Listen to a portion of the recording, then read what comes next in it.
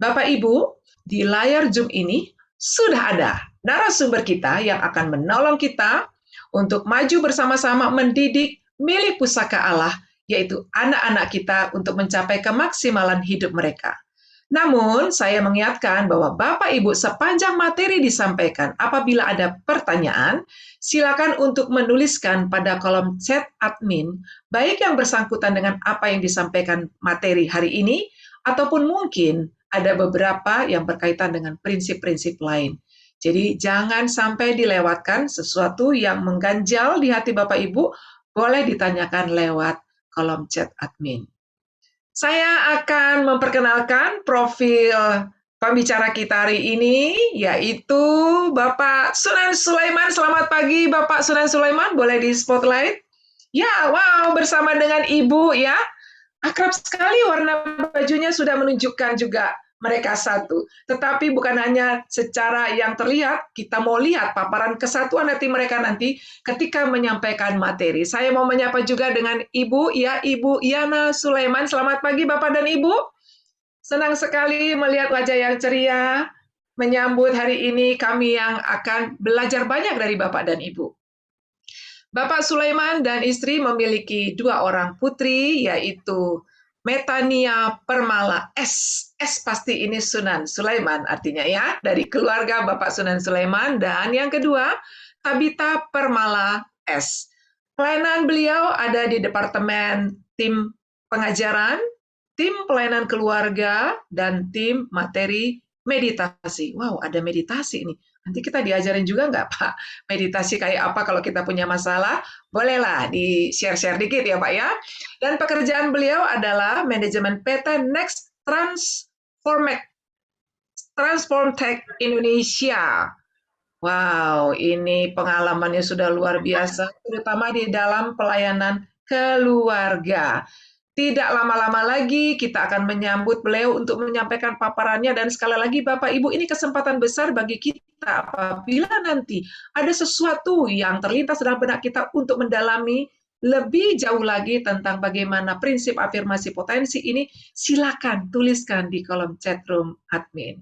Waktu dan kesempatan kepada Bapak Sunan dan Ibu kami persilahkan. Selamat pagi Bapak Ibu semua. Semoga suara saya terdengar ya. Baik, saya akan share screen saya sebentar.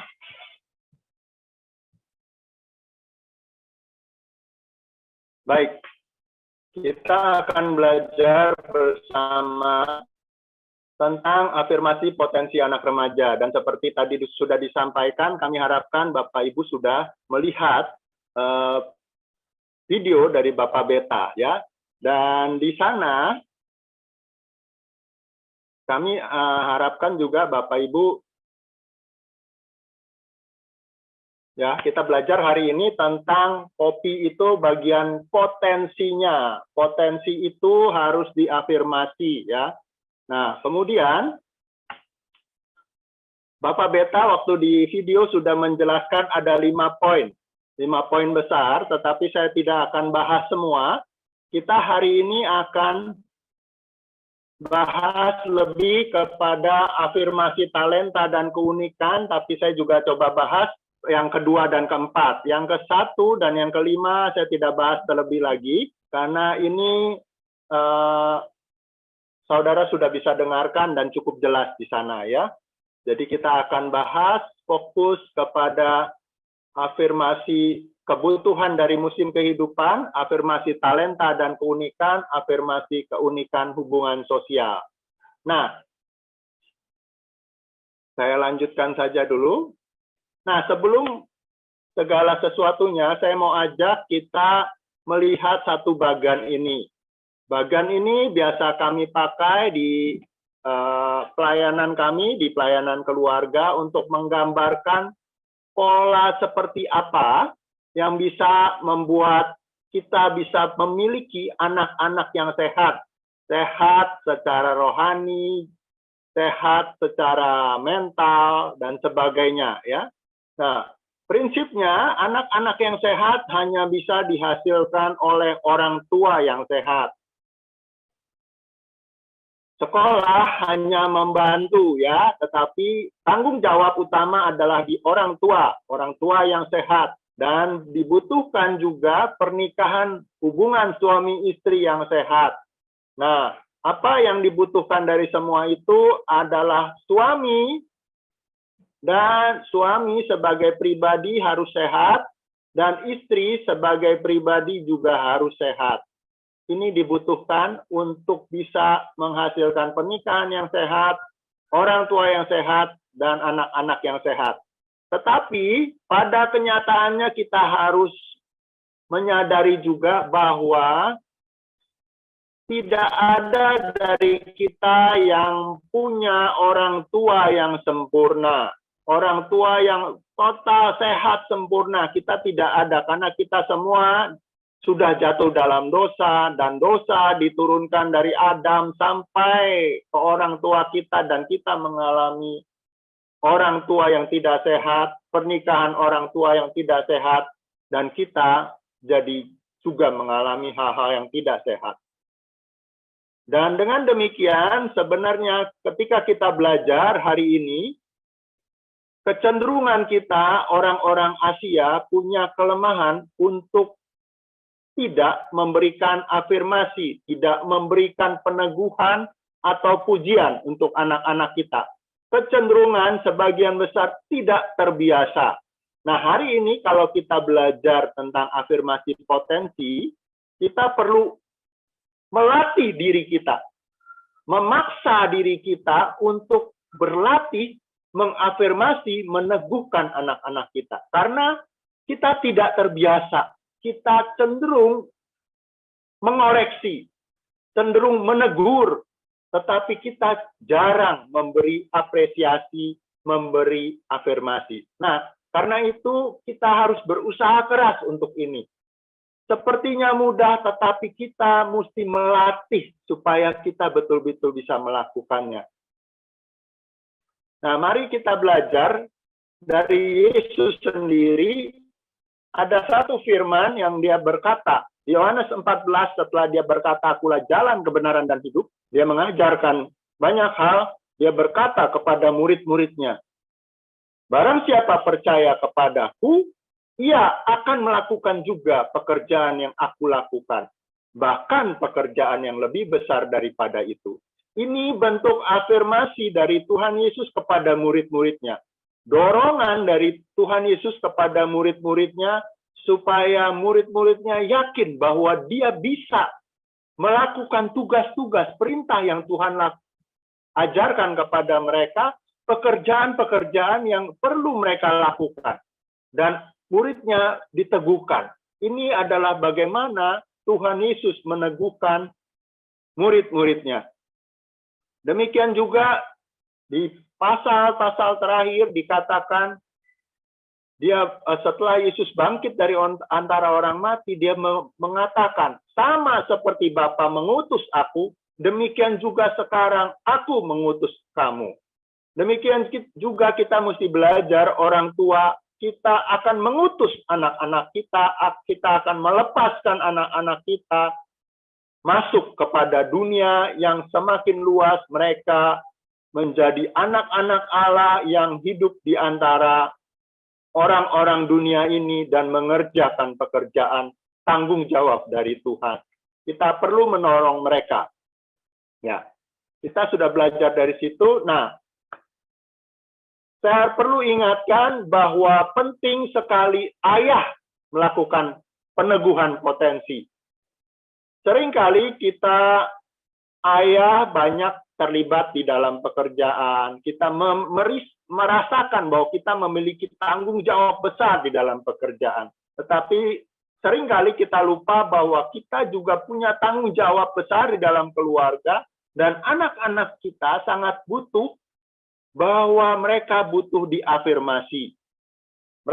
Jadi kita sebagai ayah perlu sadar bahwa afirmasi adalah hal yang sangat penting. Kalau kita tidak terbiasa, kita mesti mengingatkan diri kita, mengajarkan diri kita bahwa penting saya mengafirmasi anak-anak saya.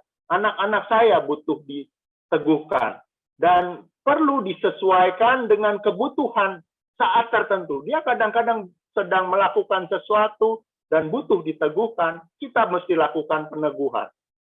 Dan mesti disesuaikan dengan karunia-Nya. Nah, kita akan belajar lebih jauh. Ya, tambahan dari saya adalah seperti tadi yang saya bilang, adalah kita perlu melatih diri. Karena kita cenderung tidak terbiasa. Melatih artinya kita harus memaksa diri kita memberi afirmasi. Mendorong kita mencari kesempatan memberi afirmasi. Sampai kita betul-betul terlatih. Terus terang, kami sendiri terus harus belajar. Kami tidak terbiasa memberi afirmasi. Kami harus terus belajar dari waktu ke waktu untuk meningkatkan semua ini. Nah, pentingnya afirmasi. Afirmasi ternyata lebih baik daripada koreksi. Koreksi memang diperlukan, tetapi koreksi hanya meniadakan hal yang tidak perlu dilakukan. Tetapi apa yang perlu dilakukan, kadang anak bingung. Anak butuh diafirmasi ketika dia melakukan sesuatu yang baik, dia butuh mengalami peneguhan bahwa, ya, ini yang baik kamu lakukan. Ya, tambahan dari kami, afirmasi itu mendorong kepercayaan atau confidence, keyakinan diri dalam diri anak-anak kita. Satu saat dia dilepas nanti menuju dunia pekerjaan, dunia di luar sana, dia sudah punya keyakinan diri, percaya bahwa dirinya bisa, dirinya melakukan sesuatu yang baik. Nah, ini tips-tips dari kami, ya. Sederhananya, kita bukan sekedar mengatakan kata-kata tertentu, tetapi itu harus lahir dari hati, dari perhatian kita terhadap mereka. Mereka bisa merasakan, anak-anak kita bisa merasakan orang tuanya sekedar basa-basi atau sungguh-sungguh dari hati. Jadi kalau kita memberikan perhatian, memberikan afirmasi, kita harus lakukan dengan sungguh-sungguh. Lakukan juga dengan mendengarkan dengan antusias. Saya belajar, mungkin baru beberapa tahun terakhir saya belajar untuk mendengarkan antusias anak-anak saya, apa yang menarik perhatian dia, apa yang jadi kegemaran dia. Selama itu sehat, selama itu baik, saya dengarkan, saya juga ikut suka dengan apa yang mereka suka. Sehingga mereka merasa diteguhkan.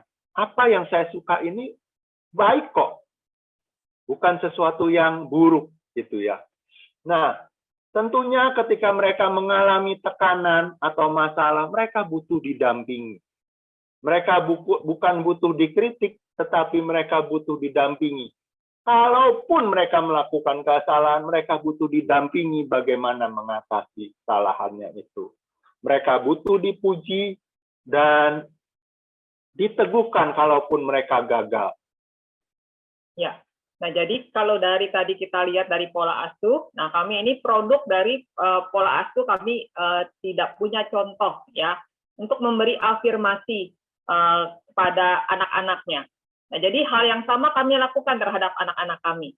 Jadi di awal-awal kami lebih banyak mengkritik ya, suami saya model stabil dan cermat.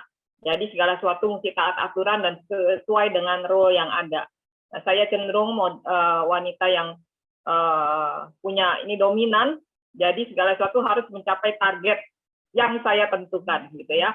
Nah, jujur awal-awal kami mendidik, walaupun kami sudah belajar tentang cara mendidik anak, ya, anak kami mengalami stres ya dari awal, gitu ya. Jadi kalau belajar sama saya tulis ya dari awal itu mesti perfect gitu ya. Jadi saya jarang sekali memberi afirmasi usaha yang sudah dia lakukan salah langsung dihapus. Nah itu membuat mereka jadi tertekan gitu ya. Nah kalau suami saya ya cenderung karena stabil dan karena juga cermat gitu ya. Jadi ketika anak salah tidak sesuai dengan ini, dia merasa bahwa kok kamu segitu aja nggak bisa sih gitu ya. Nah jadi standar yang digunakan adalah standar suami saya gitu ya, standarnya dia gitu ya, bahwa harusnya kamu bisa dong, padahal kalau kita mau ngomong suami kita udah kita sendiri udah pernah melewati itu dan anak kita belum, tapi kita menuntut anak kita supaya bisa seperti yang kita lakukan, misalnya matematika, ya berasa bahwa suami saya kenapa segitu aja nggak bisa, jadi kita bukannya menolong dia, lebih banyak mengkoreksi dan akhirnya anak males. Ya, waktu itu benar-benar anak kami kalau misalnya ngadepin kesulitan dalam pelajaran atau segala gitu ya, sangat males untuk datang kepada orang tuanya. Nah, akhirnya satu titik sampai ketika anak kami bertumbuh remaja, ya anak kami lebih cenderung asik dengan teman-temannya, lebih bisa terbuka, dan kami tahu bahwa kami menyadari ada hal yang tidak yang tidak sesuai gitu ya. Kok kayaknya ini ada sesuatu yang salah gitu ya. Akhirnya kami belajar tanya kepada mereka apa yang sebenarnya mereka alami, kenapa mereka nggak terbuka. Nah, akhirnya mereka bicaralah dari hati mereka bahwa mereka merasa bahwa papa mamanya itu cenderung merasa diri paling benar, gitu ya. Dan anak-anak kami merasa bahwa percuma saya ngomong kepada papa mama karena pasti kita yang salah, kita yang tidak baik, papa mama yang lebih baik. Nah, akhirnya setelah itu suami saya berjuang, khususnya suami saya ya berjuang, berusaha untuk belajar mengerti mereka, ya, belajar untuk masuk ke dunianya. Saya tahu bukan hal yang mudah buat dia untuk memberi afirmasi, untuk belajar mendengarkan, untuk belajar antusias, gitu ya. Nah, sedikit demi sedikit ketika proses itu ada, suami saya belajar untuk mendengarkan, belajar untuk memberi afirmasi, belajar untuk memperhatikan. Sedikit-sedikit anak kami mulai banyak berubah, ya. Nah, cenderung sekarang ketika ada apa-apa mereka mencari papanya, ya, ngobrol asik gitu ya, sampai bisa berjam-jam anak-anak ngobrol dengan papanya. Dan saya lihat gini, pengaruh yang sangat besar ketika seorang ayah terlibat di dalam kehidupan anaknya. Dan saya melihat bukan hanya sekedar dari sisi hubungan, tapi ada terobosan dari sisi kerohanian mereka, dari sisi pengalaman mereka dengan Tuhan, dari sisi skill mereka, itu sangat pengaruhnya sangat besar sekali ketika ayah terlibat di dalam kehidupan anak-anaknya. Bukan hanya terlibat secara waktu, tapi secara hati. Dan kami juga semakin mengenali, khususnya suami saya semakin mengenali modelnya anak-anak kami itu seperti apa. Dan itu sangat membantu sekali membuat mereka semakin bertumbuh. Jadi anak-anak kami bertumbuh dan kami pun bertumbuh sebagai orang tua ketika kami belajar untuk berusaha memberikan yang terbaik buat mereka. Oke, kita lanjut dulu ya. Kita bahas lanjutannya. Seperti kita bilang tadi, saya akan singgung masalah nomor 2 dan nomor 4. Kebutuhan dari musim kehidupan dan keunikan hubungan sosial. Ya, nah, di musim kehidupan ini ya kita ada anak-anak kita, anak-anak SMP, SMA itu memasuki masa remaja dan mereka butuh diafirmasi secara hubungan sosial mereka. Ini penting banget ya, penting sekali, mereka sedang butuh peneguhan dari orang tua terkait bagaimana dia bergaul dengan teman-temannya. Mereka butuh diterima oleh teman-temannya dan mereka butuh ditolong, ya. Nah, di satu sisi, ya ini di nomor 4 kan berbicara tentang keunikan hubungan sosial, ya. Ini memang sesuai dengan kondisi anak-anak kita, ya. Nah, mungkin Bapak Ibu tahu bahwa kita punya berbagai alat tools ya untuk menilai cara-cara kita bersikap secara sosial gitu ya. Salah satu yang banyak dipakai, yang cukup familiar oleh banyak orang adalah DISC, biasanya disebutnya ya. Biasanya orang sebut dominan, intim, stabil, cermat gitu ya. Nah, tapi ini ada istilah yang dari sisi yang lain adalah driver. Itu dia yang mengendalikan, biasanya dominan itu orang yang mengendalikan. Inspirer itu dia dari sisi dia menginspirasi orang, dia mempengaruhi orang dengan menginspirasi, ya. Supporter, orang yang stabil ini dia biasanya mendukung, dia pendukung yang baik gitu ya. Nah, C itu dia memang cermat, dia comply, taat aturan, tapi dia juga sangat membantu di dalam menghitung segala macam keterkaitannya dengan cermat gitu ya. Ya, ini sekali lagi ini hanya membantu ya, memahami secara umum, tetapi jangan sampai kita membatasi terlalu sempit juga kondisi mereka. Mereka tidak harus selalu seperti apa adanya, tapi mereka juga bisa melampaui batas-batas tertentu. Jangan sampai kita terlalu membatasi mereka sesuai profil mereka saja, ya. Nah, ini bandingannya. Nah, di sini kita mesti belajarin anak-anak kita, misalnya kondisi anak kami itu kecenderungannya banyak S dan C, ya, S dan C. Nah, di sini kita mesti tahu kelemahan-kelemahannya seperti apa, ya. Jadi kita orang tua belajarnya gini. Kalau kami prakteknya begini. Dari sisi orang tua, istri saya yang lebih pandai membangun hubungan secara sosial.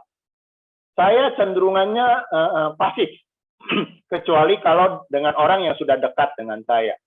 Nah, istri saya bisa bantu lebih banyak. Nah, saya juga membantu anak-anak kami, tetapi dari banyak hal, istri saya banyak membantu dari sisi membangun hubungan sosial. Bagaimana dia berhadapan dengan teman-temannya. Temukan dan hadapi kekuatan dan kelemahannya. Istri saya bisa cerita lebih jauh terkait hal ini. Ya, jadi sangat penting sekali kita memberi afirmasi dalam sisi hubungan sosial. Karena anak akan belajar membangun hubungan yang baik ketika dia bisa membangun hubungan yang baik juga di rumah. Nah, peran orang tua sangat penting sekali untuk mendampingi supaya mereka bisa tough ya di dalam hubungan sosial mereka. Nah, jadi anak kami itu modelnya yang besar, dia cenderung stabil, jadi orang damai gitu ya, nggak senang konflik ya. Jadi kalau misalnya ada orang melakukan kesalahan, ya dia cenderung ya udah terima-terima aja kesalahan orang itu gitu ya. Nah, pernah ada satu kejadian, anak kami kuliah ya, dia itu mengerjakan tugas secara tim ya. Nah, tapi sendiri-sendiri waktu itu. Nah, dia udah mengerjakan, sudah submit. Nah, ternyata temennya yang satu lagi jadi belum sempat disubmit, apa saya lupa gitu ya.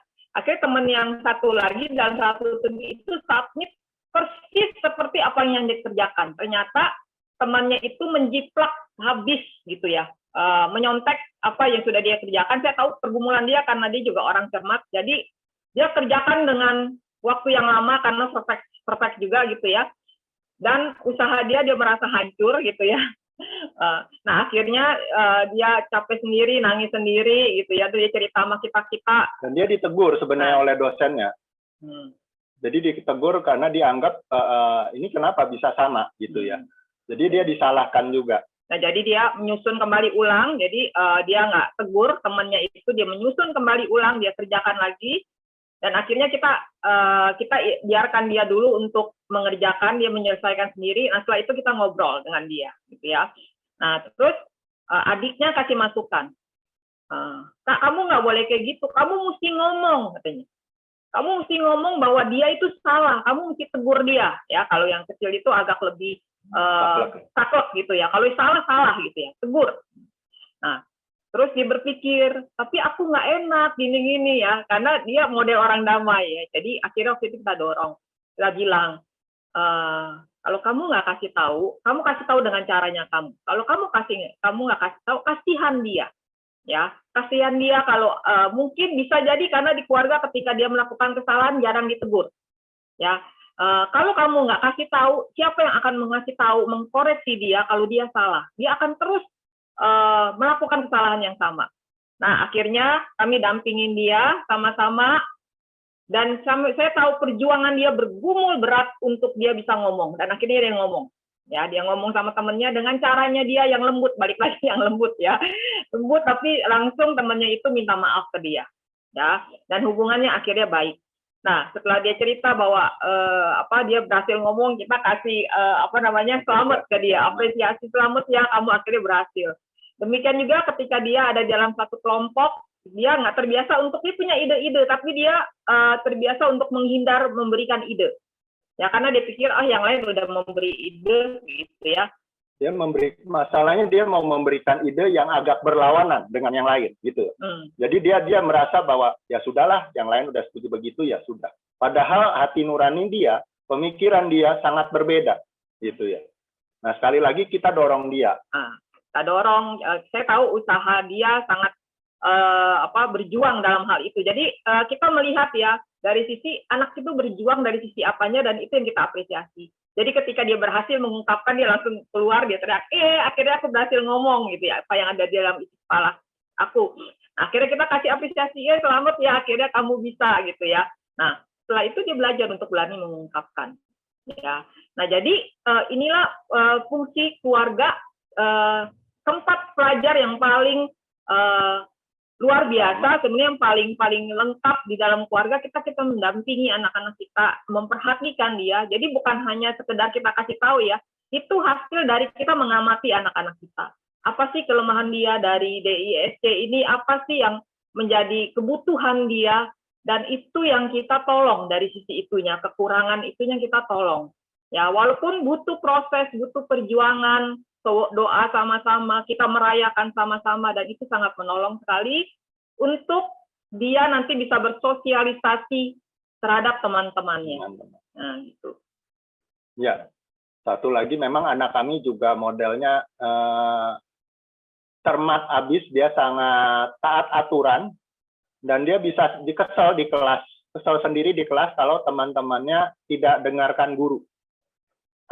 Teman-temannya main, dia bisa marah sendiri ya, dia bisa kesel sendiri gitu ya. Mungkin dia bisa tegur gitu ya. Jadi bisa sampai tegur ya. Jadi anak kami yang kecil cermatnya parah gitu ya, taat aturannya parah, dan dia tidak disukai sama teman-temannya. Waktu ini SMP ya. Ini amati tidak disukai. Kenapa? Karena kalau misalnya lagi di kelas, guru lagi ngajar, ada yang pada berisik, dia akan marah. Kalian pada bisa diam nggak gitu ya? Nah, buat guru itu senang membantu, tapi buat teman-temannya itu sangat mengganggu gitu ya.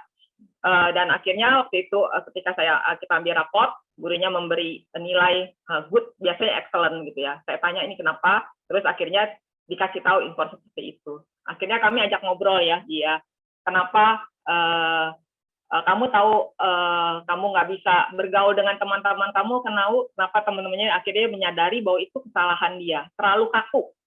Nah, disitulah kami tanya, menurut kamu perlu berubah nggak? Dia bilang, ya aku perlu berubah. Kamu percaya Tuhan bisa merubah hidup kamu? Dia percaya. Ya udah, papa mama akan nemenin. Dan akhirnya kita temenin. Dan kita doain dia. Kita doain dia selama setahun. Berjuang dia. Saya tahu berjuang untuk fleksibel. Ya, jadi penerimaan raport berikutnya, gurunya udah kasih input. Ya, udah ada perkembangan, tapi udah tidak seburuk yang dulu lah gitu ya, tidak separah yang lalu.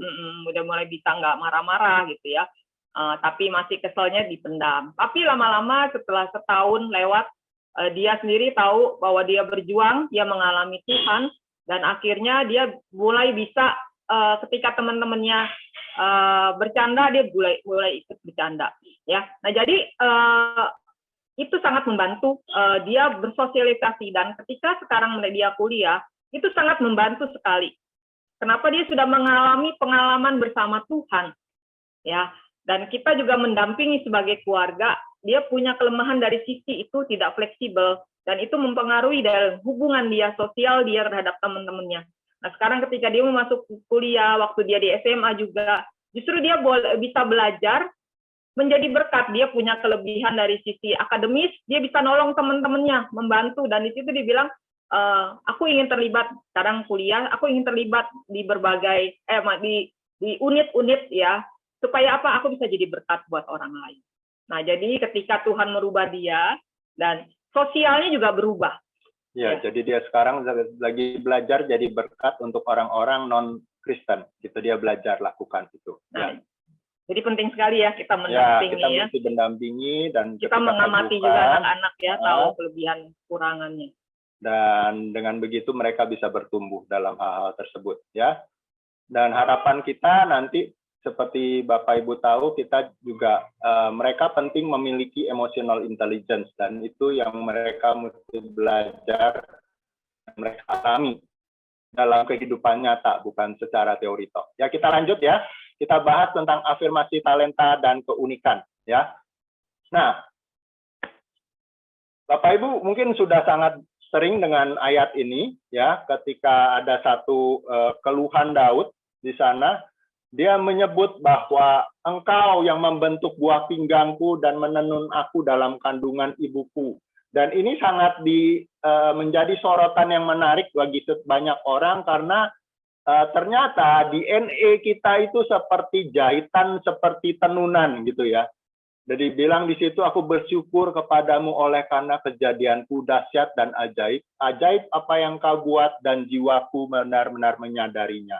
Jadi DNA kita sudah diciptakan Tuhan, DNA anak-anak kita diciptakan oleh Tuhan dengan potensi di dalamnya. Di dalamnya ada potensi-potensi yang tersembunyi.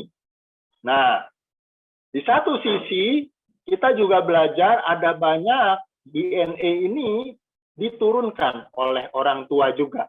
Potensi-potensi yang ada dalam diri orang tua lalu kemudian menurun kepada anaknya juga. Nah, ini jadi kita mesti percaya bahwa Tuhan menciptakan anak kita dengan satu potensi yang kita mesti belajar temukan dan kembangkan.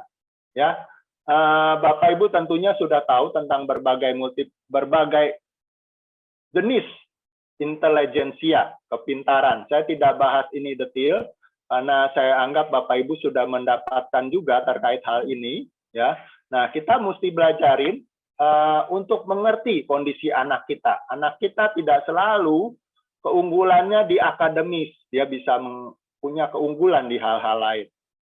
Nah, bagaimana melihatnya? Saya dorong untuk kita melihatnya juga dengan bercermin dari kita juga. Banyak kali ada kemiripan, walaupun jangan samakan dengan anak kita, tetapi ada kemiripan. Ya, jangan ukur, tadi kesalahan saya, istri saya sudah sebutkan, kesalahan saya adalah coba mengukur anak saya dengan ukuran saya, dengan standar saya, dan itu sangat melemahkan. Ya, tetapi temukan sampai seberapa dia memiliki misalnya kemampuan matematis, ya itu bisa kita bandingkan. Mungkin dia ada atau kurang ya apa, dan tapi terima mereka dengan segala kondisi jenis intelijensia masing-masing ya. Dan saya mesti ingatkan ini quote yang baik sekali dari Cassie Casten yang mengajarkan ini ya. Dan ini kami mau coba terapkan ya. Hidup ini bukan tentang saya, bukan juga tentang kamu, tetapi tentang Kristus dan misinya. Ini kita mesti ulang-ulang buat anak kita, supaya anak kita tahu. Hidup ini, masa depan kamu bukan masalah tentang, fokusnya bukanlah tentang kamu, anak kita. Bukan. Bukan juga tentang kita sebagai orang tua. Bukan. Tetapi bukan apa yang kita mau sebagai orang tua. Tetapi apa yang mau Kristus lakukan. Apa kaitannya dengan misi Kristus. Ya, ini yang kami coba ajarkan dan ulang-ulang kepada anak-anak kami, supaya dia mengerti hidupnya diciptakan Tuhan, ditebus Tuhan adalah untuk Kristus melakukan sesuatu lewat hidupnya. Jadi ketika kita di masa-masa ini mau menemukan anak kita mau jadi apa, dia mau memilih jurusan apa, ketika dia mau kuliah atau dia mau usaha atau bekerja, dia mesti dibawa kepada apa yang Tuhan mau. Ya. Jadi pengarahan orang tua atas potensi ini bukan demi ambisi orang tua, bukan sekedar ambisi atau cita-cita anak atau kegemaran minat anak tertentu. Kesukaannya main game, apakah dia jadi gamer? Apakah pertanyaannya adalah apakah itu kehendak Tuhan? Ya. Jadi bukan sekedar mau jadi apa. Bukan sekedar memenuhi tuntutan pasar atau dunia ini. Ya. Jadi YouTuber gitu ya. Atau jadi Apa yang menghasilkan banyak uang? Oh, ini yang potensi menghasilkan, ini yang sedang in sekarang. Bukan masalah itu. Tetapi apa yang Tuhan mau di dalam hidupnya. Karena itu kita mesti ajak anak kita mengalami Tuhan dulu yang pertama tentunya. Ya, dia harus mengalami menerima Kristus di dalam hidupnya, baru dia bisa kita ajak lebih jauh. Ya, ajak anak menemukan rencana Tuhan atas hidupnya. Potensi tadi itu termasuk dalam pertimbangan, tetapi potensi bukan segala-galanya. Ya, potensi itu bukan harus dikembangkan sesuai maunya kita, potensi harus dikembangkan sesuai dengan tujuan Tuhan yang memberikan potensi itu. Saya lanjut, ya, tips aja, kita mesti memperhatikan, mengenali, menolong anak menemukan potensinya. Saya sudah dengar ada semacam tes-tes yang diberikan oleh pihak Tunas Bangsa terkait innate talent, terkait berbagai multiple intelligence dan berbagai emotional intelligence. Ya, kita mesti temukan dan pelajari apa yang dia sudah berdasarkan tes seperti itu. Kita cek dengan anak itu betul nggak. Kalau memang betul, memang confirm, kita akan dorong, kita kenali, kita terus bawa dalam doa juga. Nah, ini tips juga dari anak kami, beri kesempatan anak eksplorasi, ya, explore. Tentunya tetap ada batasan, ya, ada batasan. Tapi mereka butuh kesempatan untuk eksplorasi, dan kalaupun gagal ya nggak apa-apa.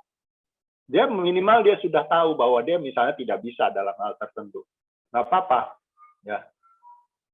Nah, kita juga dorong dan mendampingi anak mengembangkan dan menemukan potensinya lebih jauh, ya. Nah, tetapi balik lagi, kita terus mesti menanamkan kepada anak kebenaran bahwa potensi itu dari Tuhan dan dipakai untuk kemuliaan Tuhan. Harus kita bawa kembali ke sana. Dan ini adalah proses yang kami coba lakukan dengan anak-anak kami. Cerita kali. Ya, jadi apalagi anak Bapak Ibu udah masuk SMP dan SMA, ya, sudah mulai mendekati mereka harus memilih jurusan apa nanti ketika mereka kuliah. Nah, penting sekali untuk kita jangan mepet-mepet, kita amati dan kita dampingin, ya. Jadi anak kami yang pertama itu sudah mendapat udah waktu itu mau kemana nanti dari SMP sudah memikirkan mau kemana nanti, apa yang dia mau lakukan untuk masa depannya. Sebenarnya anak kami yang pertama itu ingin jadi dokter, gitu ya. Tapi dengan berjalannya waktu, dia takut, geli melihat darah, melihat sesuatu, gitu, harus belek sana, belek sini, gitu ya. Takut sama binatang, segala kecoa atau apa, gitu ya. Nah, tapi berjalannya waktu dia punya kerinduan yang besar untuk bisa mengobati orang lain, gitu ya. Nah, akhirnya kami waktu itu coba doakan, coba banyak ngobrol dengan dia, ya, kerinduan kamu seperti apa. Sampai akhirnya kita doain, kita nemuin gimana kalau kamu masuk ke psikologi. Nah, waktu itu dia coba mulai pertimbangkan dan dia doakan juga. Dan anak kami waktu itu melayani juga di anak-anak, ya, di gereja anak, gitu ya. Dan ternyata dengan modelnya dia, kita temuin, kita amatin, ketika orang ngobrol dengan dia, ketika orang, bukan hanya anak-anak ya, tapi dari sisi teman-teman, ketika ngobrol dengan dia, itu sangat adem gitu. Istilahnya betah, ngobrol, betah, curhat, dan dia punya sikap hati, pendengar yang sangat baik gitu, dan tidak menghakimi, dan orang sangat adem. Beda dengan anak kami yang kedua ya. Yang kedua itu kalau orang ngobrol ini, nasihatnya tek gitu ya, sangat ini. Tapi orang lebih tertarik datang kepada anak kami, dan itu meneguhkan dia, gitu ya. Jadi ketika di SMP dia sudah mantap, dia mau ambil psikologi, dan kuliahnya sekarang udah di semester akhir, dia ambil psikologi, dan itu sangat menolong dia, ya. Tujuannya tetap sama, dia ingin menolong anak-anak lain, ya. Apalagi sekarang dia temuin anak-anak yang stres, ya, anak-anak yang bermasalah, banyak sekali yang bermasalah, dan itu sangat menolong dia. Dan dia tahu bahwa dia mengambil ini, dia ingin menolong orang lain, dia punya misinya Tuhan untuk bisa menjadi berkat buat orang lain, menolong sembuh dari tekanan jiwanya, gitu ya. Jadi prosesnya cukup panjang, tetapi pada dasarnya kami mendampingi sampai dia menemukan dan merasa mantap sendiri. Bukan kami yang memaksakan, mengarahkan gitu ya. Kami sendiri tidak punya latar belakang psikologi, ya. Cuman pengen kuliah psikologi nggak sampean istri saya, tetapi pengen doang gitu ya. Tetapi dengan berjalannya waktu kami tahu anak ini memang punya potensi untuk lebih ke sana. Ya, oke, kita lanjut aja dulu berhubung waktu. Ya, ini sekedar kutipan dari apa yang kami pikirkan waktu itu. Jangan bandingkan diri dengan orang lain, bandingkan dengan potensi yang Tuhan berikan. Ya, potensi masing-masing orang beda, jadi jangan bandingkan diri kita dengan orang lain. Ya, jenis potensi kita bisa beda dan besarnya potensi mungkin pada hal yang sama, mungkin sama-sama di akademis, tapi bisa beda-beda dengan orang lain. Ya, tapi bandingkan dengan potensi yang Tuhan berikan. Kalau kita diberikan 5 talenta, kita diminta menghasilkan 5 talenta lagi. Kita nggak boleh bandingin dengan yang 2 talenta. Kalau kita diberikan 5 talenta, kita menghasilkan cuma 2 talenta, artinya kita belum maksimal. Sebaliknya, kalau jadi yang 2 talenta, dia jangan bandingkan dengan yang dia harus menghasilkan 5 talenta. Itu memaksakan diri nggak bisa juga, nanti stres gitu ya. Jadi mesti bandingkan dengan kalau apakah dia sudah lakukan dengan maksimal belum. Kalau dia sudah lakukan maksimal, dia sudah memberikan yang terbaik, itu dia menyenangkan hati Tuhan. Kira-kira seperti itu. Nah, yang terakhir. Ya, jadi ketika kita belajar mempersiapkan dengan memberi banyak afirmasi kepada anak-anak kita, meneguhkan, menemani, mendampingi, memuridkan gitu ya, sehingga dia tangguh, ya bisa menghadapi setiap tantangan nanti di dalam pergaulannya. Dan secara tidak langsung juga kita belajar merilis dia ketika kita mempersiapkan anak-anak kita dengan benar gitu ya, mempersiapkan dia terlebih lagi dia punya dasar yang kuat yaitu di dalam Tuhan gitu ya. Nah, kita pelan-pelan sedang sebenarnya menolong anak kita untuk mandiri, ya, menolong anak kita pelan-pelan untuk dia bisa bertahan menghadapi tekanan yang ada di dunia ini, ya. Nah, ketika kita sudah mempersiapkan itu, ya kita tahu dia sudah mulai bisa dilepas dan kita juga sebagai orang tua, ya belajar untuk tidak mengontrol anak kita terus. Kita mesti belajar pelan-pelan memberi kepercayaan, melepas secara pelan-pelan. Nah, sampai ketika kita melihat dia sudah semakin lebih mandiri. Nah, kalau di kasih ini kita belajar juga ya untuk ada momen nanti kita melepas anak-anak kita. Ya, ada upacara yang dilakukan. Ya, nah waktu itu anak kami waktu pas ketika mereka umur 17 tahun. Ya, kita tidak lakukan yang 12-14 tahun, kita juga nggak terlalu lakukan yang 21 tahun ini, tapi kita cenderung lakukan di umur 17. Ya, ya di umur 17 waktu itu kita menyatakan bahwa mereka ini sudah masuk ke dalam dunianya kemandirian mereka. Ya, dan kita percaya, kita percaya bahwa Tuhan yang punya hidup kamu dan Tuhan yang bertanggung jawab atas hidup kamu. Jadi apapun yang kamu lakukan, kamu tahu kamu mempertanggungjawabkan itu di dalam hadapan Tuhan. Ya. Ya, kita teguhkan potensi dia, kita doakan mereka gitu ya. Ini jadi ini bukan sekedar upacara atau bagaimana, bukan. Ini kita sudah persiapkan mereka, kita sudah afirmasi mereka berkali-kali, tetapi ini seperti satu puncak perayaan. Ya, jadi dan kita rayakan, kita gunakan saat 17 tahunan gitu ya. Dan itu seperti seperti wisuda atau istilahnya seperti pentahbisan dari bahwa mereka siap dilepaskan. Mereka siap untuk masuk ke masa yang berikutnya, masa yang lebih dewasa, masa mereka mesti lebih bertanggung jawab lagi. Ini sangat akan berkesan buat mereka, gitu ya. Ya, jadi mereka melihat, oh, ketika upacara itu, oh, saya udah dewasa loh, ya, saya mesti belajar benar-benar bergantungnya sama Tuhan, ya. Jadi peran orang tua itu sangat menolong sekali ketika anak mengalami masa-masa yang sukar, ya. Jadi mereka juga melihat bahwa oh, orang tua saya sudah mempercayakan saya nih untuk saya bertanggung jawab lebih lagi. Ya, jadi di balik yang kita belajar hari ini, peran orang tua itu sangat penting, menolong untuk anak bisa mandiri, anak bisa bertahan menghadapi setiap tantangan, dan kita balikin bukan fokus kepada kita sebagai orang tua, tapi biar anak belajar fokus kepada Tuhan, dia ngalami Tuhan dalam hidup dia, supaya apa, ketika dia berada di dalam dunia nyata gitu ya, di dalam dunia yang akan dia hadapi, mungkin tanpa orang tua dia tahu bahwa yang dia cari adalah pertama-tama Tuhan. Tapi di satu sisi kita juga tetap membangun hubungan yang baik dengan anak kita, dan dia akan tahu lari kemana ketika teman-temannya tidak menerima dia, ya, atau dia mengalami tekanan, dia akan banyak lari kepada kita sebagai orang tua.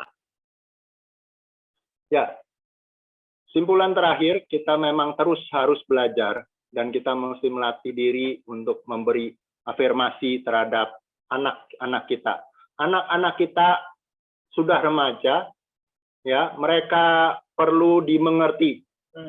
Mereka perlu ditolong bahwa mereka mendapatkan dukungan dari orang tuanya.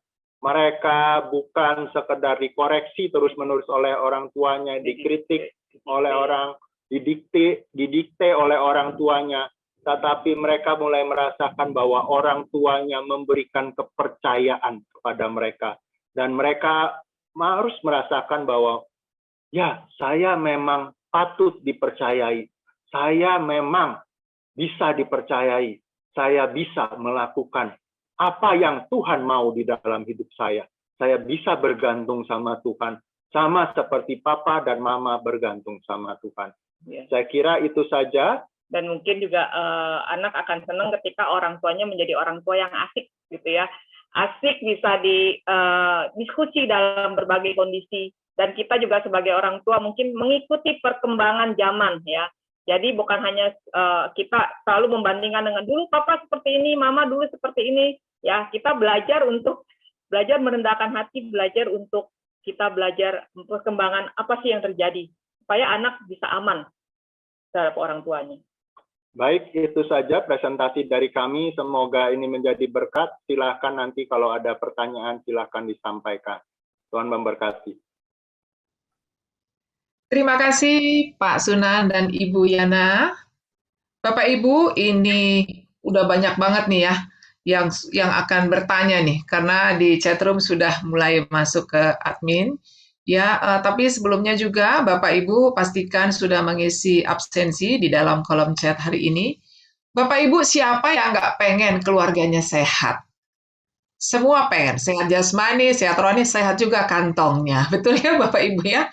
Tapi ternyata keluarga yang sehat itu intinya dibangun oleh suami istri yang sehat, sehingga anak-anaknya sehat. Satu kali Pak Sunan, saya ketemu dengan seorang anak, dia bilang begini, saya tidak mau ditilang, saya takut ditilang. Emang kamu sudah bawa motor? Bukan, saya takut ditilang di rumah. Emang papamu polisi? Tidak, tapi setiap hari saya ditilang oleh papa saya. Maksudnya apa? Saya bilang, setiap hari saya ketakutan karena dia akan selalu koreksi saya. Wow, ternyata apa yang disampaikan oleh Pak Sunan tadi ini cocok ya untuk orang tua anak tersebut. Sayangnya nggak ada di sini, gitu ya. Nanti saya akan sampaikan. Bapak Ibu, coba kita belajar sekarang. Tadi diajak untuk memberikan afirmasi, peneguhan, dan bahkan berikan ruang bagi mereka untuk mereka berbuat salah, berikan ruang juga untuk memaafkan setiap kesalahan mereka. Bapak Ibu, apakah anak Bapak Ibu ada di sekitar Bapak Ibu? Kalau ada, coba sekarang mulai belajar, praktek, karena katanya tadi perlu latihan yang terus-menerus. Sekalipun mungkin kaku untuk bicara, untuk memberikan peneguhan, tapi belajar. Karena kalau terus-menerus itu menjadi satu kebiasaan. Ini sudah banyak sekali yang raise hand, Bapak Ibu ya. Wow, mereka sangat tertarik sekali, Pak. Dengan hari ini mungkin banyak yang pengen berubah ya di dalam keluarganya. Ya, saya akan membacakan dulu pertanyaan-pertanyaan yang sudah masuk ke chat admin kami. Kita akan mulai dari pertanyaan yang pertama. Silakan Bapak admin untuk menampilkan pertanyaan yang pertama.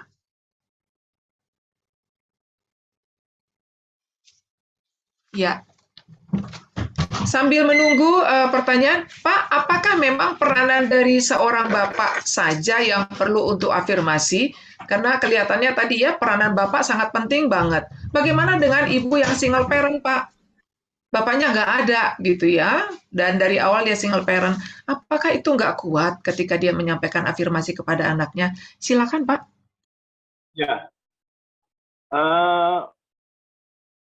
orang tua yang single parent pasti dia harus maksimalkan dari sisi ibu misalnya ibunya, jadi harus memaksimalkan memberi afirmasi. Tetapi tetap ada sesuatu yang hilang, ya.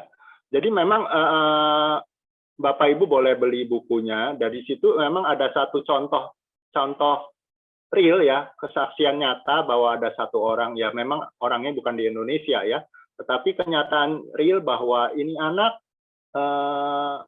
sudah sedang dalam proses pelatihan kepemimpinan, tetapi dia jadi nggak nyaman gitu ya, ada sesuatu yang nggak tenang di dalam diri dia.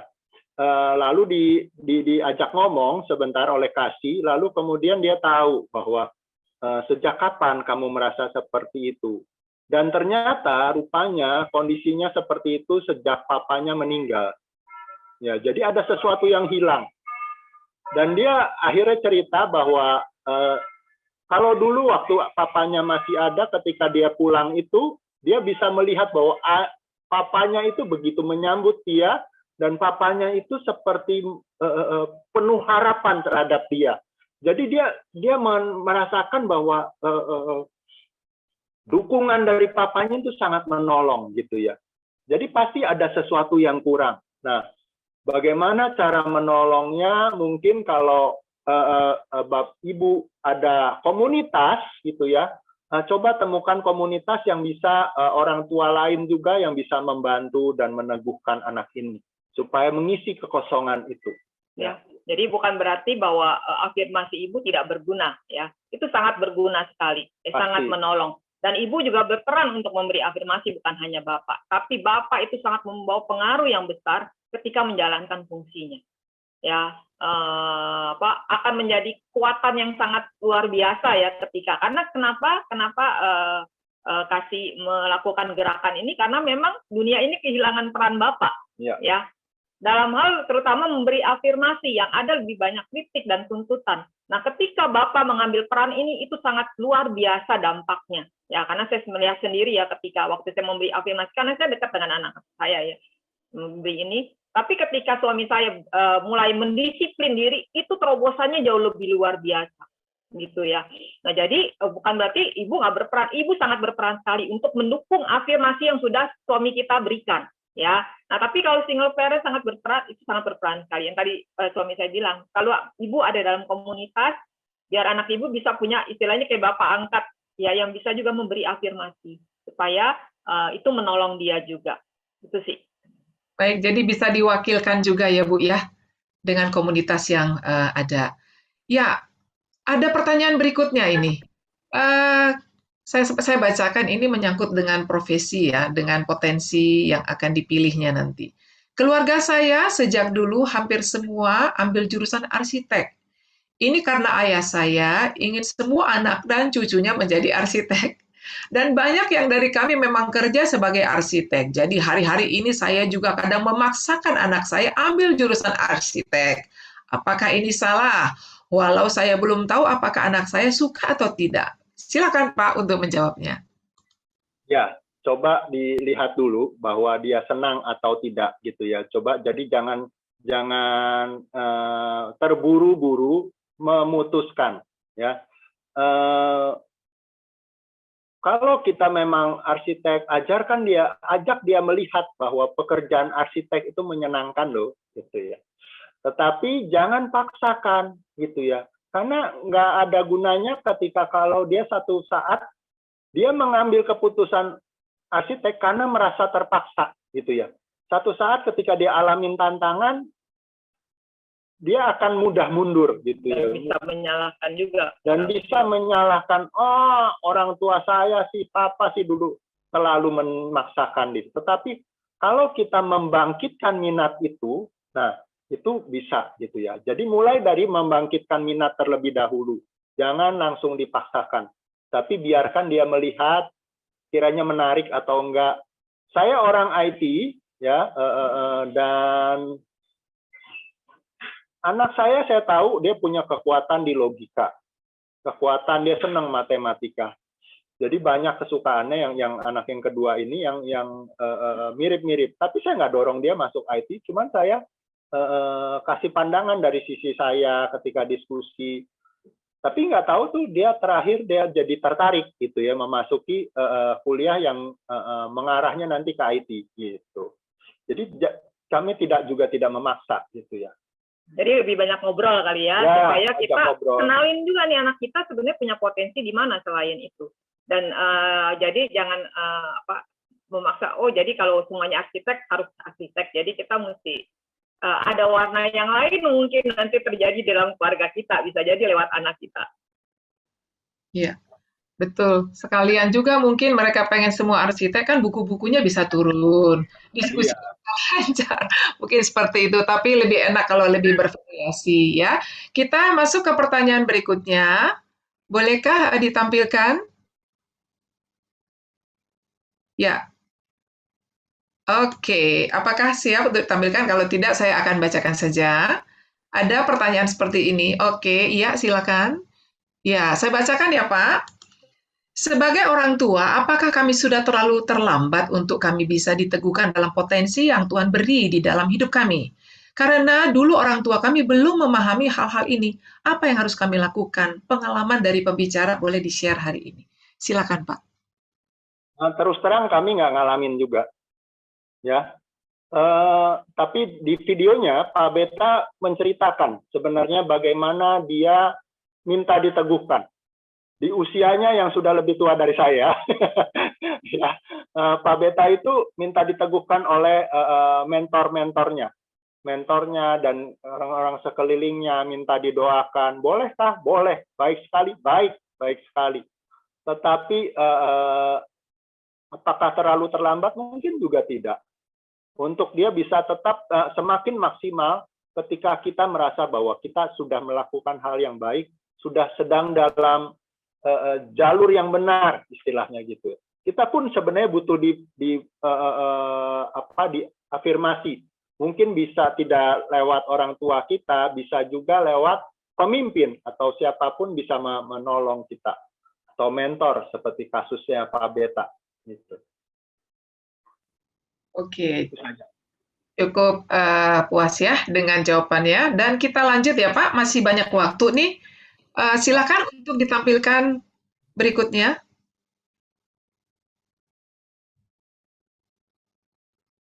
Ya, sambil menunggu. Kalau latar belakang keluarga saya rata-rata semuanya dokter, Pak.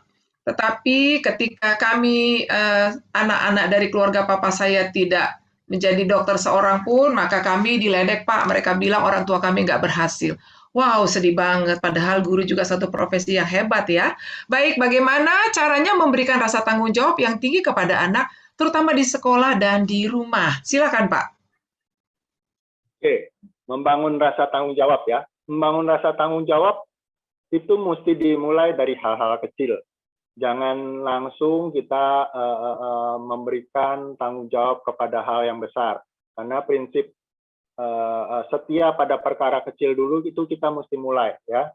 Kita mesti amati kondisi anak kita kalau misalnya kenapa dia mungkin kurang punya tanggung jawab. Mungkin dari dulu dari awal kita kurang memberi dia melatih ya. Karena itu sifatnya harus mulai dengan melatih ya. Jadi kita mesti latih dari hal-hal kecil dulu. Kasih dia tanggung jawab.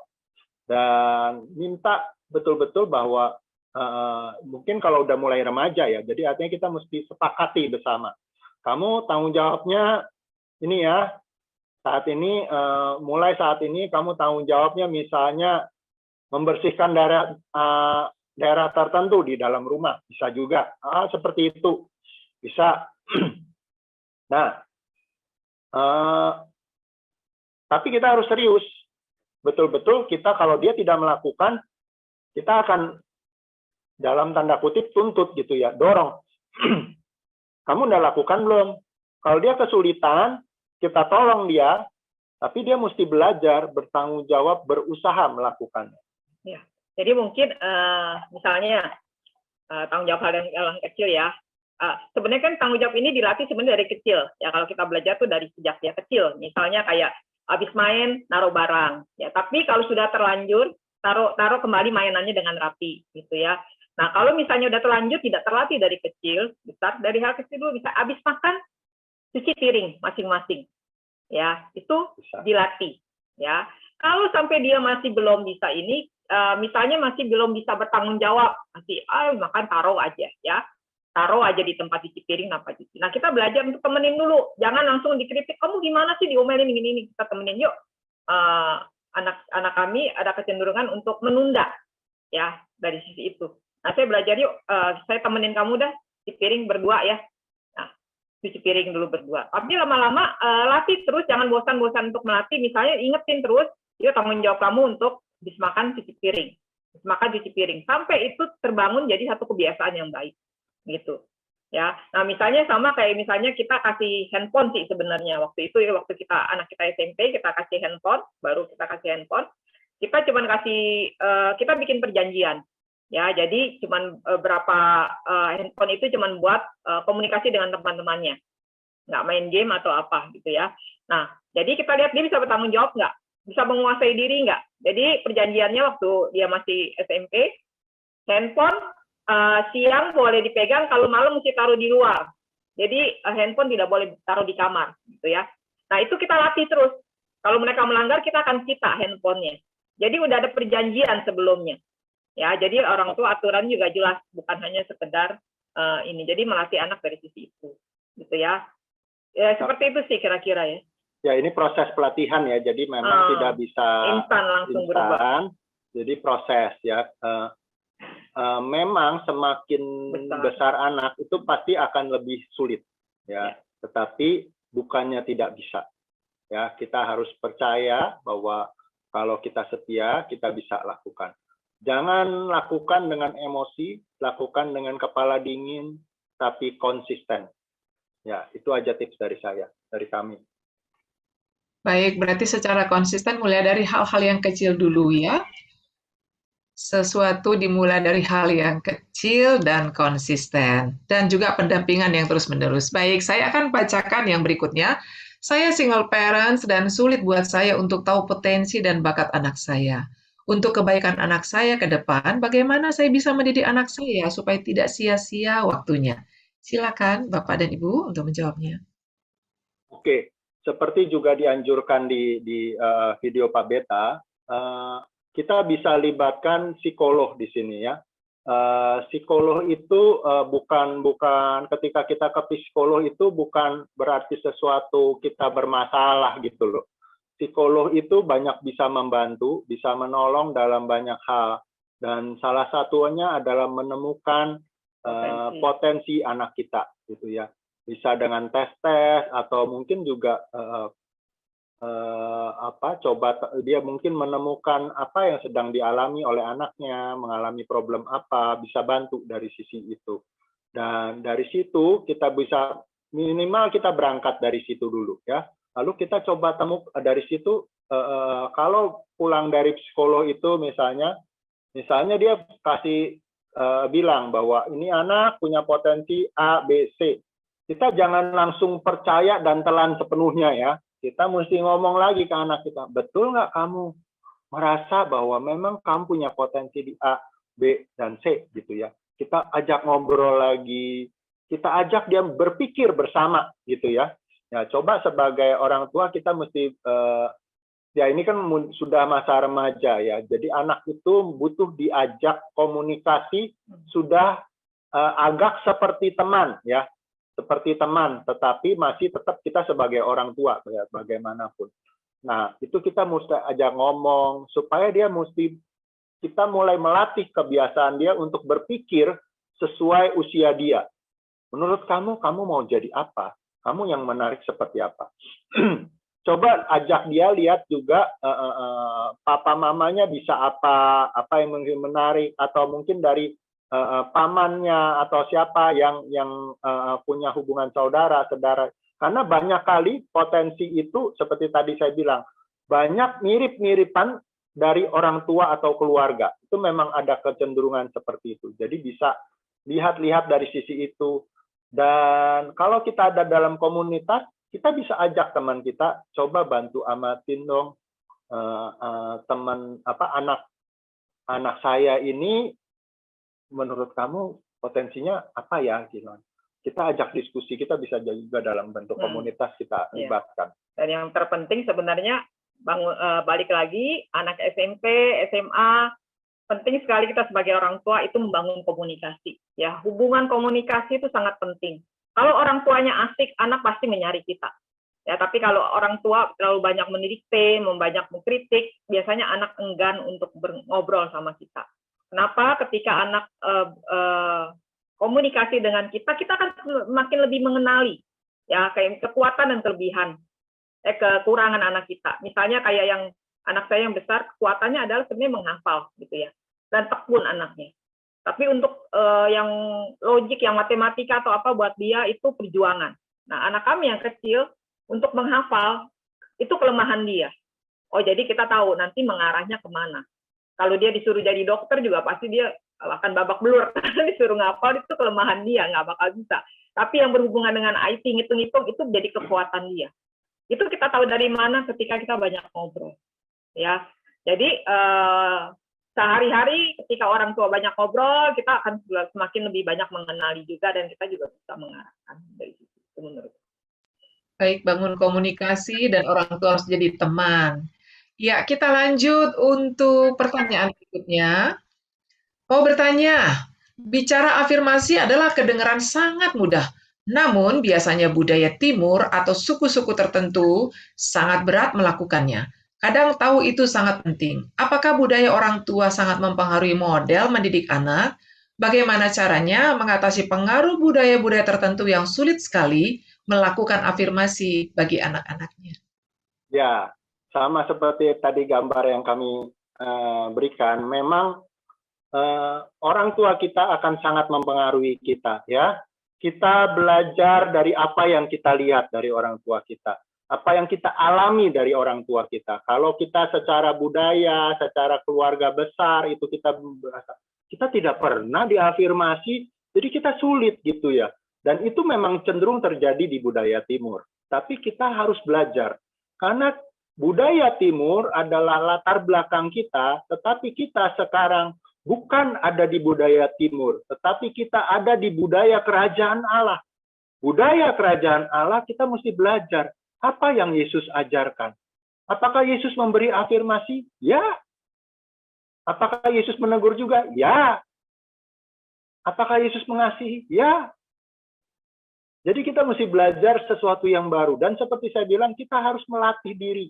Ya, kalau perlu kita belajar dari orang yang sudah lebih baik, ya. Istilah katanya itu reparenting, ya. Kita belajar lagi dari orang lain yang sudah lebih baik, yang punya budaya lebih baik dalam memuji, di dalam memberi afirmasi. Kita belajar. Karena kita seringkali lebih mudah belajar ketika kita melihat, mengalaminya gitu ya. Baru kita bisa lakukan ulang kepada anak kita. Nah, kita butuh hal-hal seperti itu tuh. Jadi makanya di gereja-gereja tertentu, di gereja kami juga kita coba atur supaya ada orang-orang itu dimuridkan, orang-orang itu dibapai, supaya yang turun bukan sekedar dari budaya keluarga kita, tetapi budaya, nilai-nilai menurut firman Allah itu yang diturunkan dan kita coba praktekkan. Itu sih. Istilahnya kalau budaya itu baik dan akhirnya memberi terobosan terhadap anak kita, kenapa tidak lakukan? Ya, karena secara nggak langsung kadang-kadang kita udah masuk kebenaran yang salah di dalam diri kita. Misalnya, ya ini kebenaran yang salah ya. nggak boleh memberi pujian kepada anak, nanti dia ngelunjak. Nah, itu secara nggak sadar itu udah masuk dalam diri kita. Ya, nanti tuh anak bisa ngelunjak kalau dipuji-puji terus gitu ya. Padahal itu sesuatu yang salah. Akan benar, tapi sesuatu yang salah. Ya, ketika kita memberi afirmasi pada porsinya gitu ya, nggak berlebihan juga, nggak muji-muji berlebihan juga salah. Sesuatu yang berlebihan itu salah. Selalu segala sesuatu yang sedikit itu juga salah gitu ya. Jadi pada porsinya gitu ya. Beri afirmasi dengan benar dan tulus dari hati kita, itu kan membawa terobosan pada anak. Jadi menurut saya, mari kita mulai membangun satu budaya yang baru. Nggak mudah, pasti nggak mudah.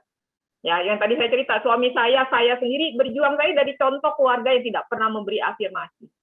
Ya. Dan saya memperlakukan anak saya dulu gitu ya, lebih cenderung kepada aturan target, ya, target yang harus dicapai, ditekan. Jadi kalau misalnya anak saya bilang, "Mah, saya dapat nilai 90, teman kamu ada yang dapat 100 nggak?" Itu yang saya lakukan dulu. Ya. Kalau kamu bisa belajar lebih maksimal, kamu pasti bisa dapat yang terbaik. Itu yang sering saya ini. Dan anak saya tuh kalau ini selalu ngomong, "Mama tuh kalau saya kasih nilai," waktu itu dia udah bisa ngomong secara terbuka. Saya kasih tahu, Mama cuma bilang, gitu ya. Oh, gitu ya. Tapi kalau sekarang saya dapat jelek apapun, Mama, ya udah kamu udah lakukan yang terbaik gitu. Mama udah banyak berubah, dia ngomong seperti itu. Nah, itu karena apa? Saya dibangun dari keluarga yang jarang sekali memberi afirmasi. Ya, suami saya juga, dan kita belajar berjuang. Ya, bukan hal yang mudah bagi kita membangun satu budaya yang baru. Tapi kami tahu itu baik, itu berguna buat anak-anak. Supaya apa, dia bisa nanti melakukan hal yang baik dari kita, ya. Supaya dia membangun budaya yang baru terhadap anak-anaknya nanti. Ya, jadi itu yang membuat kami berjuang untuk sesuatu yang baru supaya mereka bisa memberi contoh yang baik kepada anak-anaknya nanti, dan keturunannya akan jauh lebih baik lagi. Ya, dimulai dari mereka. Itu sih. Baik. Bangun satu budaya yang baik, ya, budaya yang baru. Sama seperti Bapak dan Ibu kelihatan semakin akrab, semakin hangat karena sudah saling memberikan afirmasi yang positif, ya. Kelihatan Bapak Ibu? Oke, pagi Pak Sunan, bagaimana cara mengatasi anak yang tiba-tiba bad mood tanpa sebab dan efek dari bad mood tidak mau makan? Wow, efeknya kemana-mana ya. Silakan Bapak Ibu. Ya, saya tidak tahu model anak Bapak Ibu ya, tiba-tiba bad mood itu seperti apa, tapi coba amati polanya ya. Kalau dia nggak mau makan, ya udah biarin aja dulu. Dia udah mulai gede lah ya. Dia nanti lapar juga makan sendiri lah. Nah, jangan takut gimana, tetapi maksud saya begini, coba kenali. Biasanya ada pola tertentu. Ya, biasanya ada, barangkali kita nggak tahu, mungkin dia mengalami sesuatu di antara teman-temannya, atau ya saya nggak tahu apakah dia mengalami kegagalan tertentu kah atau apa. Tapi coba kenali dulu ya, jangan terburu-buru mengencap bahwa anak ini emosinya tidak stabil. Mungkin bukan masalah itu, tapi kita nggak tahu, saya nggak tahu. Tapi Bapak Ibu coba mengenali ya, dan sambil doakan kira-kira apa nih problem di balik semua ini ya. Coba temukan, pelajari perlahan. Salah satu bentuk mengasihi, kalau kita belajar tentang kasih ya, salah satu bentuk mengasihi adalah mengenali anak kita. Itu paling penting. Kita tidak bisa mengasihi kalau kita tidak mengenali anak kita. Kita perlu kenali. Dan bagaimana cara mengenali? Kita harus amati terus-menerus, berulang-ulang. Coba temukan polanya. Kapan dia bad mood, kapan dia senang. Tahu nggak kita kapan dia senang? Apa yang dia suka? Apa yang buat dia bersuka cita sekali? Apa yang membuat dia down? Kita mesti temukan dan kenali itu. Ya, dari situlah kita bisa mencari celah bagaimana mendukung dia ketika dia alami bad mood.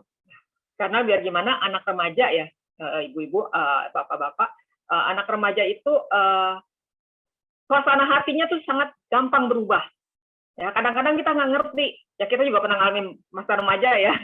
Jadi juga pasti tahu lah, suasana hati itu bisa berubah dengan sangat ininya. Bisa jutek ya. Anak kami pernah tanya baik-baik, jawabnya jutek. Aduh, nyebelin banget dah. Ya, Kalau dulu ya, itu saya bisa marah, bisa saya marahin aku.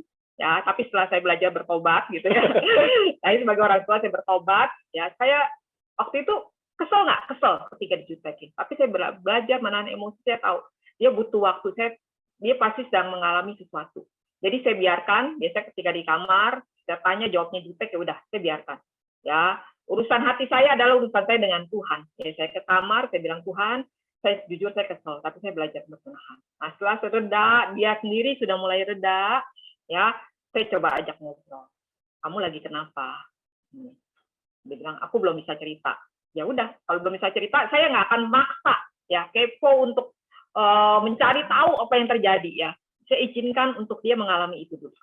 Ya, beri ruang, beri waktu untuk dia bisa menetralkan hati dia. Nah, setelah dia itu baru kamu bisa cerita, udah. Ngobrolin, temenin, dengerin aja, ya, dengerin. Kalau kadang-kadang kalau misalnya anak kami tahun kemarin itu mengalami masa-masa yang sulit sebenarnya. Gampang putus asa, gampang nangis gitu ya. Karena dia cita-cita ingin kuliah di luar, ya, ternyata nggak diterima, dan itu dia mengalami masa-masa sulit. Di sekolah juga dia berusaha untuk hidup jujur, gitu, tapi hasilnya nggak maksimal. Dia sempat kecewa, Tuhan kenapa? Aku udah jujur tapi hasilnya nggak maksimal. Nah, itu sempat down tuh, turun naik ya. Nah, kita hadir nggak banyak ngomong waktu itu, cuman peluk dia aja, peluk, doain, terima dia, udah temenin masa-masa itu sampai dia lewat, akhirnya dia sendiri bisa ini. Jadi kita coba kenalin, jangan langsung dihakimi, jangan langsung dicicar dengan pertanyaan, tapi izinkan beri dia ruang. Setelah dia reda, kita tanya, kamu udah reda belum? Kalau itu udah selesai, coba kita bisa ngobrol nggak gitu ya. Kalau dia belum aman dengan kita, ya biarin, nggak apa-apa. Tanya, kamu ada teman nggak buat kamu bisa cerita, atau kakak pembina nggak buat kita? Kita nggak usah ngiri kalau dia bisa cerita ke orang lain, nggak apa-apa. Ya, tapi kita coba belajar untuk tetap bangun hubungan itu, jangan tertolak juga, ya. Jadi itu sangat menolong sih. Ya, membangun hubungan itu butuh waktu ya. Kalau kita memang sudah kurang bangun hubungan, tiba-tiba kita mau tiba-tiba dekat, itu nggak bisa. Pasti butuh waktu untuk mengenali, memahami.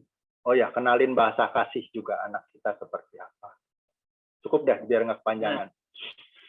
Ya, bangun hubungan, kenali bahasa kasih, itu ada tips supaya anak kita bad mood, jangan kita juga bad mood ya menangani mereka, apalagi dimarah.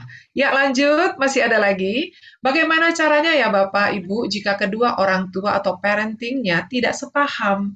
Terima kasih, silakan. Nah, ini memang repot ya.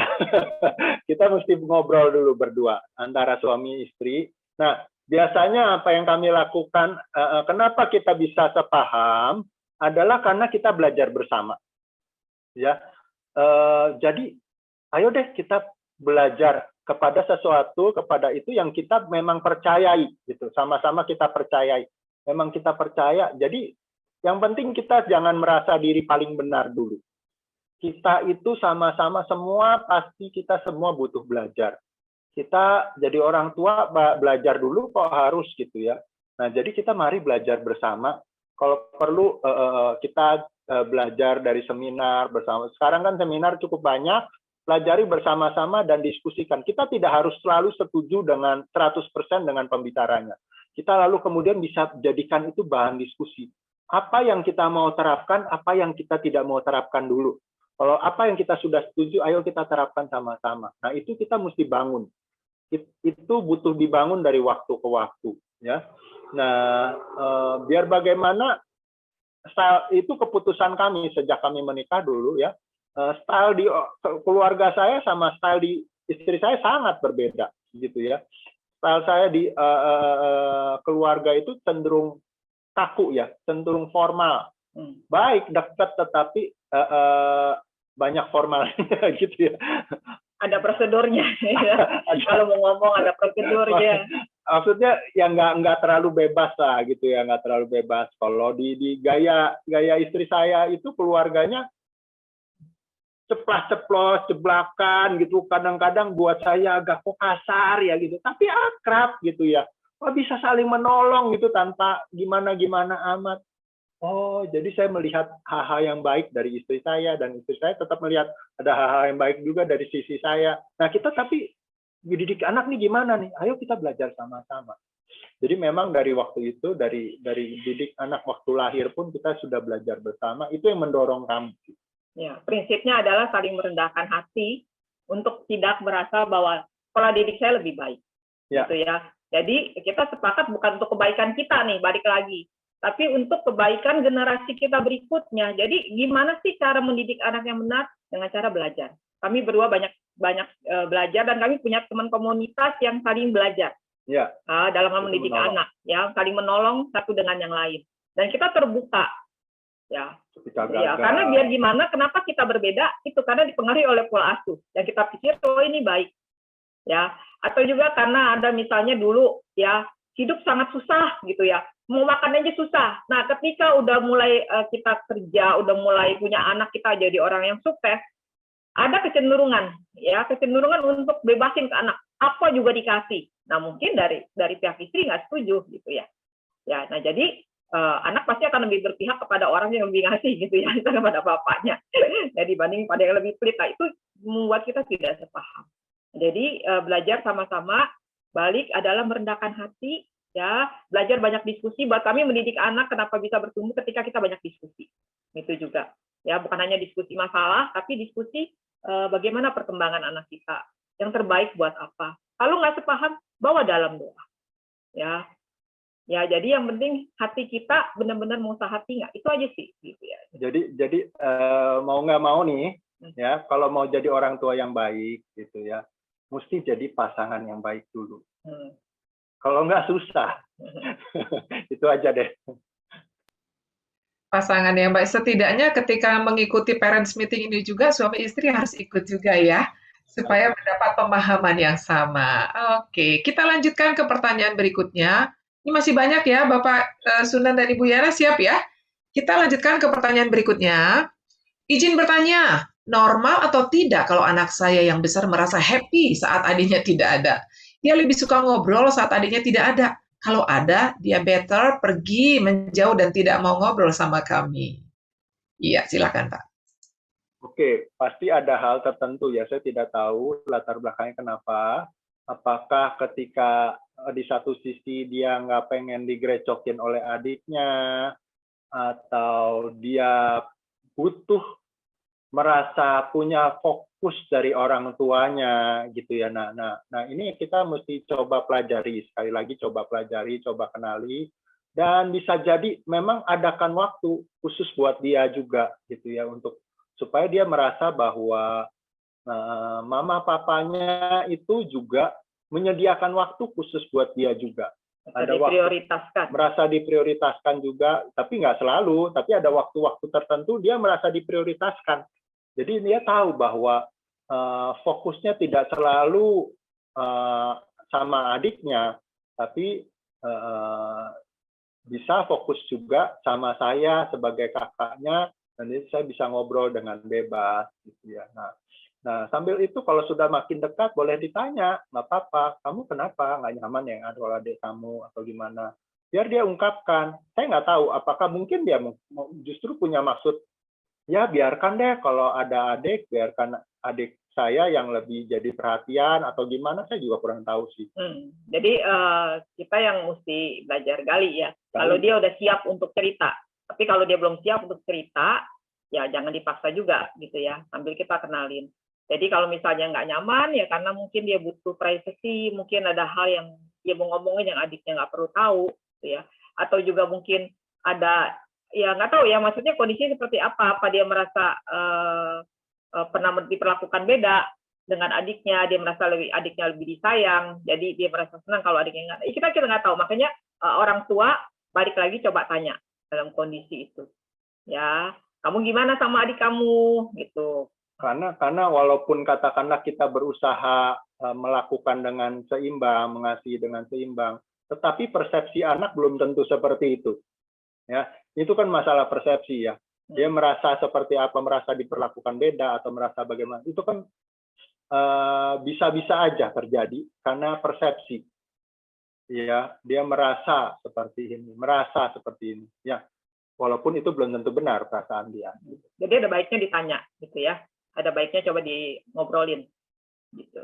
Itu aja sih.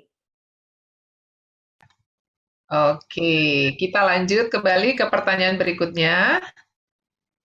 Saya persilakan untuk di-share agar saya bisa baca. Ya, Pak Sunan dan Ibu, ini pertanyaan nih, ini sangat singkat tapi memang harus dikasih tipsnya nih. Bagaimana menjadi orang tua yang asik? Asik menurut anak kali ya. Ya, silakan. Ya, ya kami belum terlalu lama gimana amat kita. Jadi waktu itu sebenarnya ada momen tertentu kami ngobrol dan anak kami itu bisa akhirnya terbuka bahwa yang tadi diceritakan oleh istri saya, dia merasa kadang-kadang kalau ngobrol sama papa mama itu mama papa merasa lebih benar gitu segala macam. Nah itu dari situ kami mulai perbaiki, ya kami mulai perbaiki, ada inputan dari anak-anak kami, jadi ada kesempatan untuk dia memberi inputan saat itu, jadi kami belajar berubah. Dan salah satu contohnya yang gampang adalah saya coba mulai masuk dan mengenali apa yang mereka suka. Apa yang mereka suka. Nah, dulu saya pikir anak saya demen dengan artis-artis Korea itu karena gantengnya, karena cakepnya, karena apa. Ternyata bukan. Dia lalu karena saya mulai masuk ke dunia mereka, mereka mulai cerita. Pak, ini artis bagus. Ini kakak adik, dia ikut kontes dan akhirnya sampai terkenal. Dia sangat kreatif, punya suaranya juga bagus, lagunya mereka ciptain sendiri, lagunya sehari-hari tapi lucu gitu ya. Jadi ketika dia cerita tuh, jadi ketika ini artis performance di depan juri-jurinya bengong liatin gitu ya sampai begitu terpana atau gimana lah, saya lupa persisnya. Tetapi itu saya jadi mulai mengerti bagaimana cara pandang dia. Dia bukan sekedar melihat oh ini cakep atau enggak, tapi dia menghargai kreativitas. Oh, saya ngerti. Dan saya jadi kemudian saya coba mendengarkan. Emang lagu yang nyanyiin itu, tapi bukan lagu Kristen ya. Memang bukan lagu Kristen, tapi bagus gitu ya. Dari sisi memang secara seni bagus gitu ya. Dan lagunya juga nggak dalam arti ada kan seni yang kemudian lalu kurang ajar, lalu kotor, jorok itu ya enggak. Anak kami nggak suka yang kayak begitu. Tapi kreatif, bagus dan enak didengar gitu ya. Jadi saya juga demen gitu ya. Saya juga ikut coba menikmati dan memang bagus. Jadi kita komentar, bagus loh yang ini. Nih, dengerin yang ini Pak. Wah, kan udah bisa lihat YouTube kan, dia kasih denger saya gitu. Nah dari situ saya coba masuk ke dunianya. Itu satu ya. Ntar mungkin istri saya tambahin lagi juga dari situ. Salah satu yang kemudian dia demen dari saya adalah bahwa kalau kita mau berbagi pengetahuan kita yang luas gitu ya. Jadi ketika dia tanya sesuatu, kalaupun saya nggak tahu, saya coba cari tahu. Saya coba tanya, saya coba mempelajari, lalu saya cerita ke dia apa yang saya coba udah dapat dari situ gitu ya. Nah, jadi dia ketika ngobrol sama kami itu nggak merasa nggak nyambung, tapi nyambung dan dia merasa asik juga, papa punya pengetahuan yang luas gitu. Dia tertarik tuh gitu ya.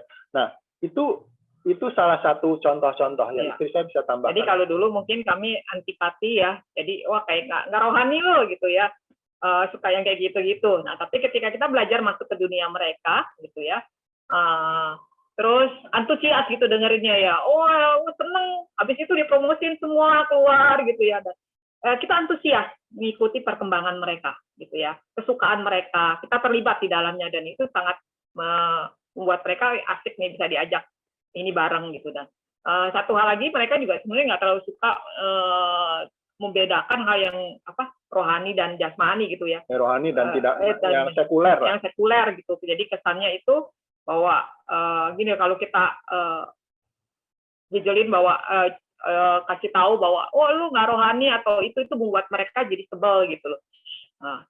Nah terus itu juga, dan kita juga belajar untuk saya suka pernah ngobrol dengan anak saya juga.